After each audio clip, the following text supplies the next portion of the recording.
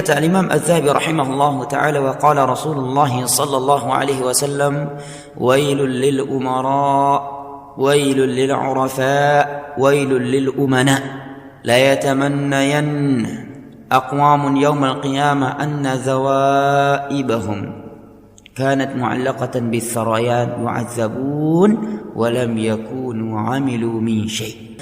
Sungguh celaka al-umara, para penguasa, para pemimpin, pimpinan. Sungguh celaka mereka para tokoh, dan celaka pula orang-orang yang telah diberikan amanah untuknya. Sungguh pada hari kiamat ada sebagian manusia yang mana ekor belakang mereka itu digantungkan di tempat yang tinggi. Mereka diazab, disiksa, padahal mereka berangan-angan bahwa mereka belum pernah menjadi para pemimpin, tidak menjadi seorang tokoh, dan tidak pernah menjadi orang yang pernah dititipkan amanah kepadanya ketika di dunia.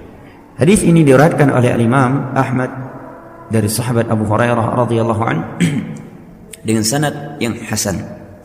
Makna hadis di atas bahwa Nabi sallallahu alaihi wasallam menyebutkan bahwa para umara, para penguasa, para pimpinan, para tokoh dan orang-orang yang telah dititipkan amanah kepada mereka itu celaka.